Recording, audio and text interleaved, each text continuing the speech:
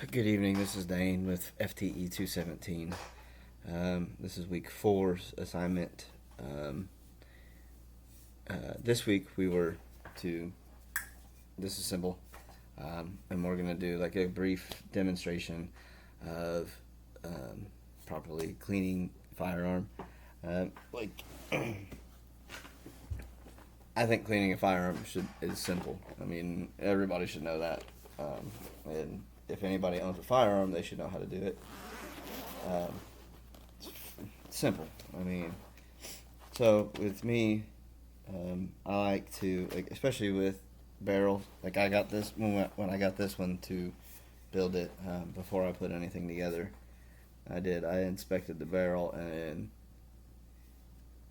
I mean, as you expect, there was a lot of trash in there from probably machining and stuff like that. And so before I put anything together, I just took my time with my big rod here, and I went through with, let's see, where are you? I like to go through and put like a carbon breakdown, and ran it through there first. Got it really clean, and used a wire brush to kind of scrub if there was anything stuck in there. I ran it through 3 to 8 times just to be safe. And then after you get done doing that, I like to get your old trusty cloths and run them through there as well. And then once you get done with that, you can also, if you've got it, I've got one somewhere. It's part of a snake kit that I've got. It's got kind of a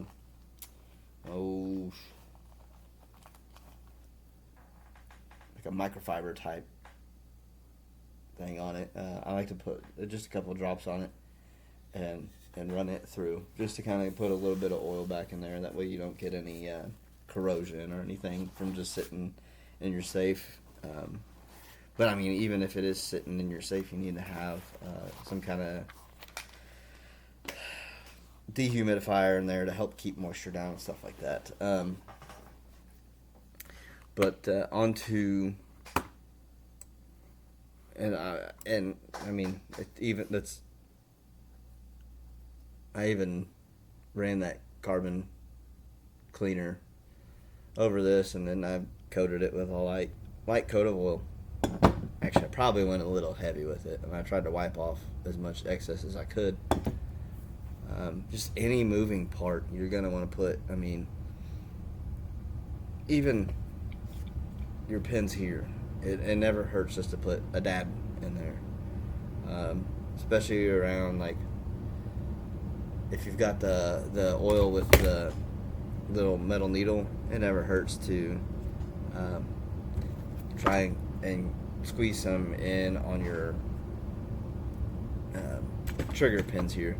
Just because, I mean, you got to think of it. That's a moving part, and keep it lubricated. Yeah, you got to keep things moving. So, moving on to part 3 is explaining how you can educate a customer and avoid ammunition-induced malfunctions. And I really honestly think any AR platform is susceptible to it, and it's I think, in my opinion, I mean, everybody has their own opinions. It's all about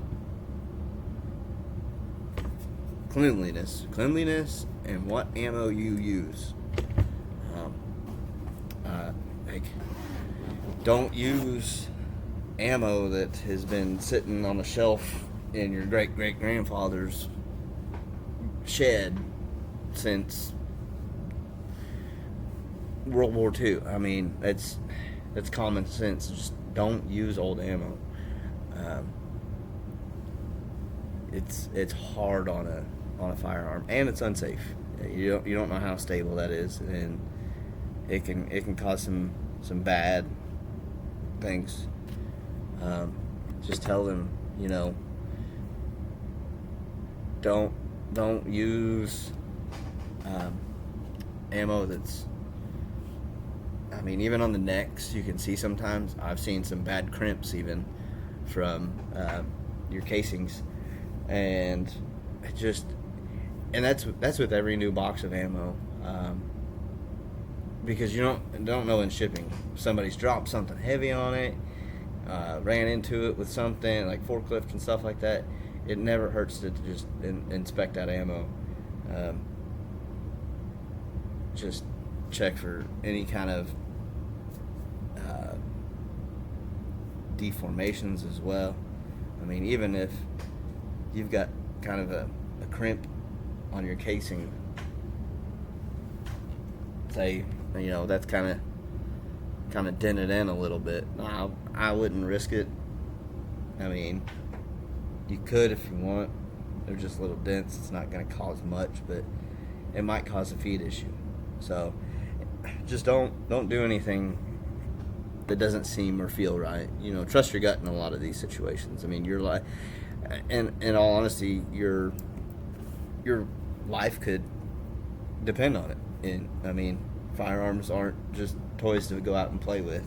I know we, as gun enthusiasts, we joke, they're toys, some, but moving on to should a gunsmith train customers in proper shooting principles, including grip and stance? I don't know as much as train. You could suggest. I don't, unless you have been through extensive background, you've been through a lot of courses, and you are an instructor as well. That would be the only exception. I was in the Marine Corps, but there's still things I'm learning. I don't take myself as an expert by any means. Just because I shot expert on the range doesn't mean I'm an expert. There's a lot of things I can fix and I can change, but and then the last thing is why it is important to understand firearm accessory options prior to attaching any accessories. It's simple. Something simple like changing your charging handle. That's something to think about. Machining can be off just a little bit, cause you to not be able to charge firearm right. Optics. Optics are things like that. Especially with optics, that can be an accuracy issue. You may have to lap the rings. From our previous class, I never really thought of lapping scope rings. So until we did it in that lab, and I was like, holy cow. So I went through and lapped my other set of rings, actually going to be for this AR, which I may have to re-lap them, attaching it to this. Not every system is going to be the same, so that's something to take into account of. So and just like butt stocks, things like that, you got a standard, and then you have a mil spec, which I think a lot of companies are more mil spec on everything anymore.